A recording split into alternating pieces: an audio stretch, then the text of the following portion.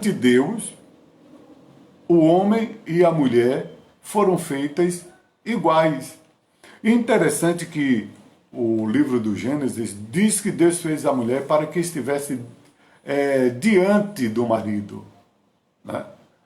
Não está dizendo que Deus fez a mulher para estar à frente do marido, para que o homem ficasse em segundo plano. Também não está escrito que o homem foi feito para estar na frente da mulher, para que a mulher fosse o segundo plano. Mas diz que o homem foi feito para estar diante, que a mulher foi feita para estar diante do marido. O que é diante? De frente a frente, um para o outro.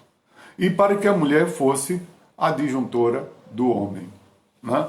Então, esse princípio aqui, esta ordem divina em relação à autoridade, né? Então, autoridade espiritual, né? Deus é o cabeça de Cristo, Cristo é o cabeça do homem e o homem é o cabeça da mulher. E o apóstolo Paulo, ele faz uma analogia, dizendo que grande é um ministério, é esse mistério, referindo-se Cristo, Cristo como cabeça e Cristo como cabeça do homem e o homem como o cabeça da mulher, né? Neste tópico estudaremos esta analogia, né, em relação a isso. A relação dentro do lar é explicada na frase: o marido é a cabeça da mulher, mas também Cristo é a cabeça da igreja. Ela mostra o modelo de relacionamento do casamento cristão, isto é, o marido deve liderar a sua casa, do mesmo modo como Cristo lidera a igreja, visando o seu absoluto bem-estar. O apóstolo Paulo falou isso no capítulo 5, versículo 29. Porque nunca ninguém aborreceu a sua própria carne, antes a alimenta e sustenta, como também o Senhor a igreja. Glorificado seja o nome do Senhor. O segundo subtópico do primeiro tópico fala o amor como elemento primordial.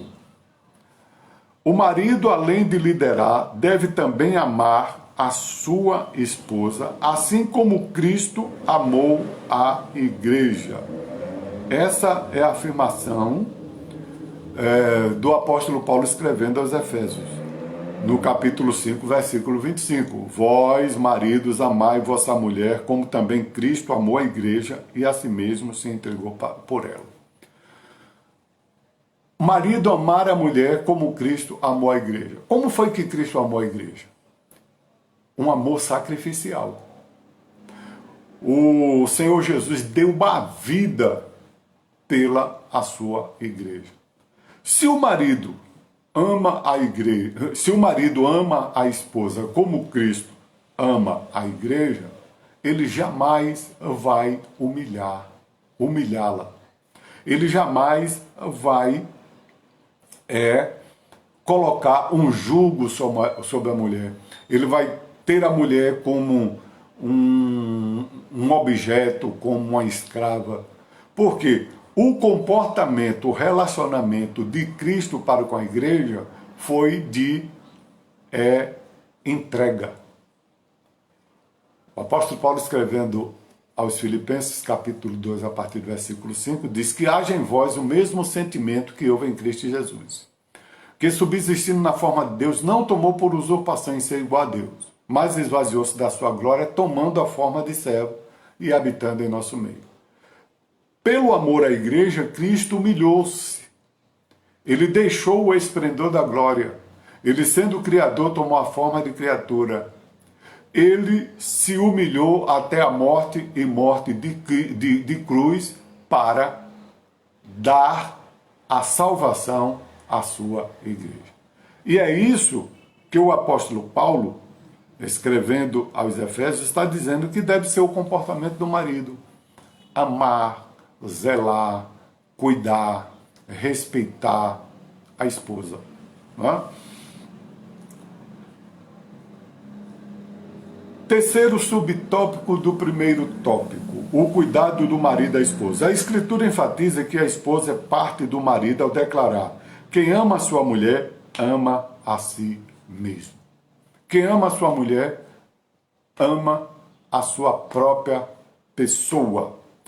Acrescenta ainda que toda pessoa mentalmente saudável cuida do seu próprio corpo. Então, se você cuida do seu próprio corpo, consequentemente vai cuidar também da sua mulher.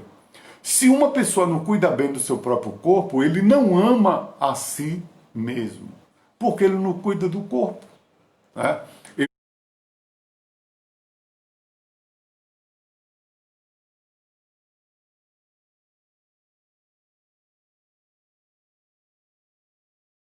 Ele não zela por este envelope, esse envelope da alma e do espírito, né?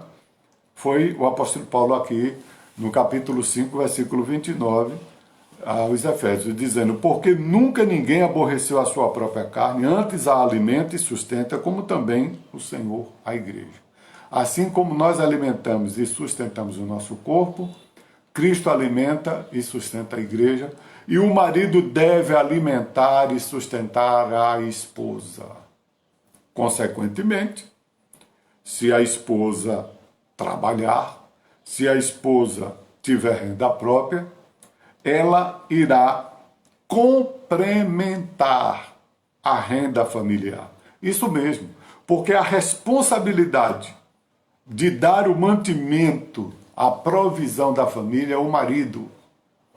Mas, pastor, se o marido ganha um salário mínimo e a esposa ganha 10 salários mínimos, isso mesmo, a responsabilidade continua do esposo.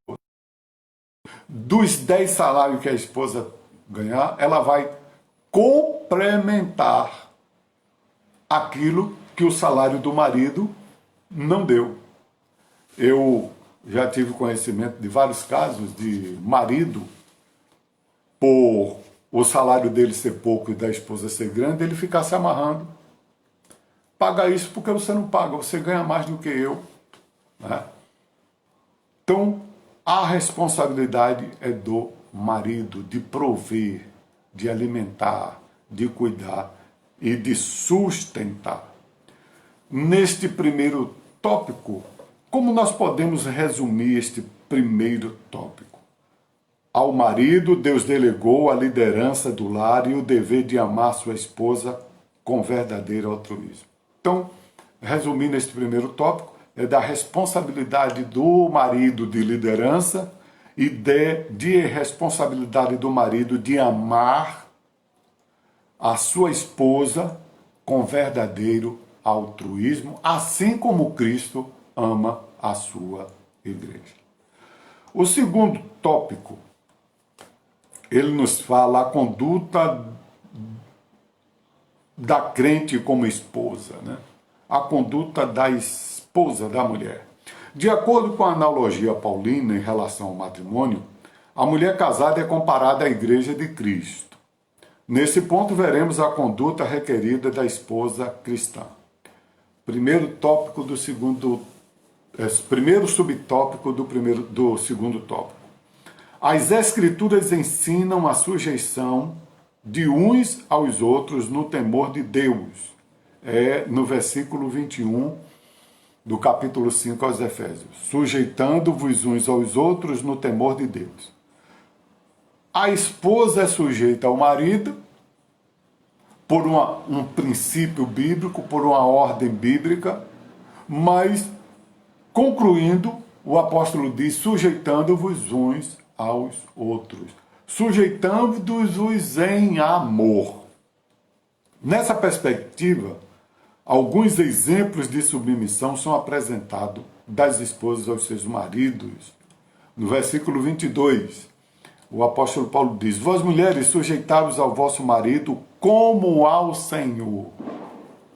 Então, como é que nós nos sujeitamos ao Senhor? Voluntariamente. Então, jamais o marido tem que olhar para a mulher, levantar o dedo, né, com sinal de imposição e dizer: você tem que me obedecer, porque você é minha mulher, você tem que fazer o que eu quero. Não, de hipótese nenhuma. Sujeitando-vos ao vosso marido como ao Senhor, assim como as esposas, as santas mulheres de Deus, se sujeitam a Cristo voluntariamente e se sujeita a Cristo pelo amor dele, pela entrega dele, né? Pela humildade dele. Então a esposa voluntariamente sujeita-se ao seu marido, né? Sujeita ao seu marido. No versículo 22, o apóstolo Paulo nos mostra a sujeição dos filhos aos pais. Vós, mulheres, sujeitai-vos ao vosso marido, como ao Senhor. Dos filhos aos seus pais, capítulo 6, versículo 1. Vós, filhos, se sujeitai-vos aos vossos pais. Dos servos aos seus senhores, capítulo 6, versículo 5. No caso das esposas, a submissão deve ser assim. Como a igreja está sujeita a Cristo, portanto, aqui não se trata de uma sujeição irracional ao domínio de alguém por uma imposição, né? Como as feministas, as santas mulheres de Deus têm que ser feminina, mas não feminista, né? As feministas, elas dizem que a mulher se sujeitar ao marido, ela está debaixo de uma escravidão, de uma opressão. A bem da verdade, quando o marido é machista, né, ele quer impor uma sujeição humilhante à esposa, né? Nem machista, nem feminista. Esses dois extremos são antibíblicos, esses dois extremos são deletérios. Acaba com o casamento e com certeza absoluta vai terminar em divórcio ou em tragédia, ou um matando o outro. Entendeu? Então, na cultura judaica, o segundo subtópico do segundo tópico, a condição da mulher cristã. Na cultura judaica, a mulher ocupava posição secundária e era parte da propriedade de um homem. Infelizmente, na cultura judaica era assim.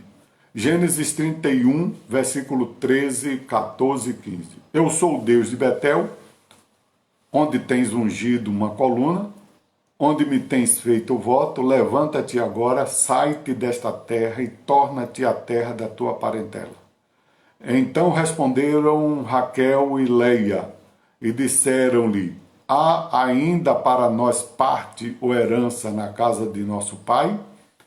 Versículo 15. Não nos considera ele como estranhas, pois vendeu-nos e comeu todo o nosso dinheiro. É isso mesmo. Elas foram vendidas, né? Jacó trabalhou 7 anos para o pagamento de uma. Jacó trabalhou 7 anos para o pagamento de outra. Não é somente na cultura judaica, não, né? Na cultura oriental, ainda tem países, né, oriental, que as mulheres não têm direito nenhum, né? Não tem direito nenhum. E é tida como, há muitos que chegam a duvidar se a mulher tem alma, né? Isso é uma cultura